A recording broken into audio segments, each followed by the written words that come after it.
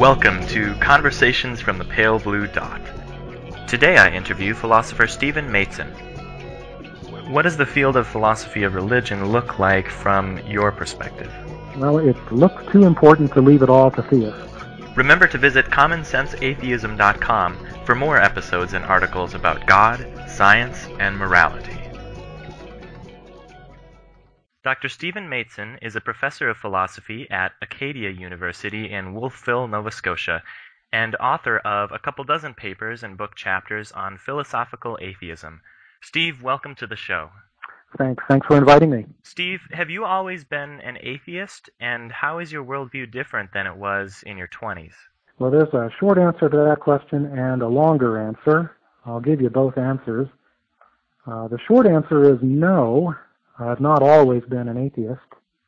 There was a brief period in my teenage years when I called myself a Christian, and then an equally brief period in my early 20s when I called myself an agnostic. But in the years since then, I've become pretty firmly convinced that no God exists the more I look into it. Now, the longer answer, and maybe the more interesting answer, is I'm not sure. I may always have been an atheist, despite sometimes giving myself those other labels. Back in those days, I may have succumbed to what Daniel Dennett calls the belief in belief.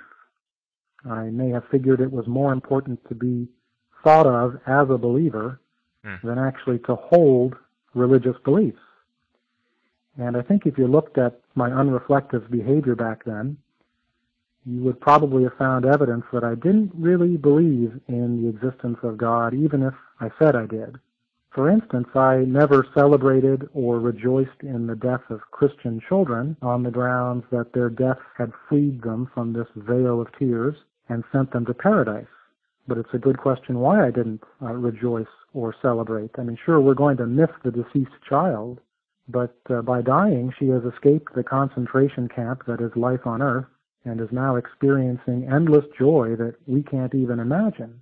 So if we really believe that, it would be mean and selfish of us not to celebrate her good fortune. She's won the ultimate lottery. So I think maybe a true Christian should celebrate the death of such a child, but of course I never did, and of course neither do most people who call themselves Christians. So maybe my behavior back then gave the lie to my claim that I was a Christian. I've read a couple of philosophers who've written interesting articles defending the view that in fact very few self-described theists, at least in our culture, actually hold the religious beliefs that they claim to hold. These philosophers are Adele Mercier at Queen's University in Ontario and George Ray at the University of Maryland.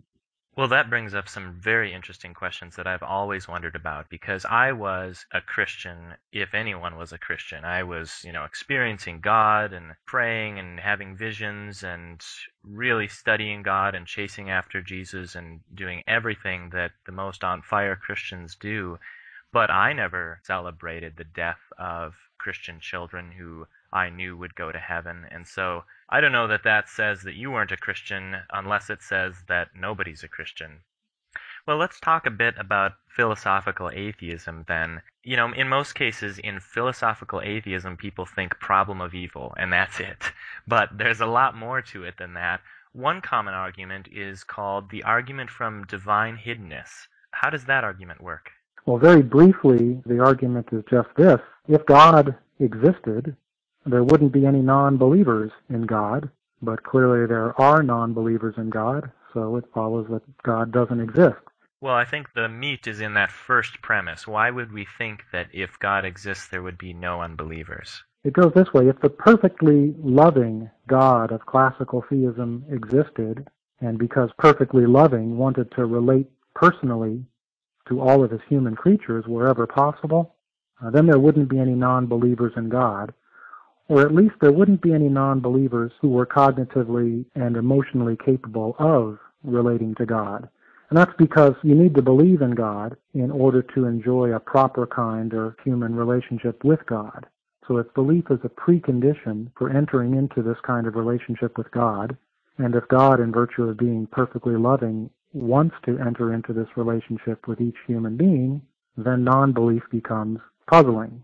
But of course there are non-believers, including non-believers who are cognitively and emotionally capable of relating to God. So if that's right, the God of classical theism doesn't exist, or if you want to be more guarded in the conclusion, probably doesn't exist. Well, and a lot of theists have offered various reasons or counter-arguments as to why the existence of so many unbelievers is compatible with the existence of a God who wants to have a loving relationship with everybody. What are some of the counter-arguments that people have offered? Well, you get a lot of them. You sometimes hear it suggested that it's the non-believer's own fault for ignoring God's call, or maybe God wants to avoid coercing people into belief and so remains hidden from some of them. Or perhaps God wants to stimulate people to search for God with humility and contrition. Or maybe God wants to leave us room to exercise passionate faith, and so on. So those are the sorts of replies you standardly hear, but there's a reason I think they don't work, and it's a reason having to do with what I call the demographics of theism. Well, how does that work? Well, notice that the replies I just gave you in terms of avoiding coercion, replies that suggest it's the believer's own fault for failing to believe in God, or God's desire to leave us room to exercise what Kierkegaard would call passionate faith, those sorts of explanations might work for randomly selected cases of non-belief, maybe yours and mine. But what they don't do is explain why theistic belief is so unevenly distributed around the world. Nearly all Afghans are theists, and nearly all Cambodians are not. Now, there's no reason I can think of to suppose that Cambodians are inherently less capable of relating to God than Afghans are. Yeah.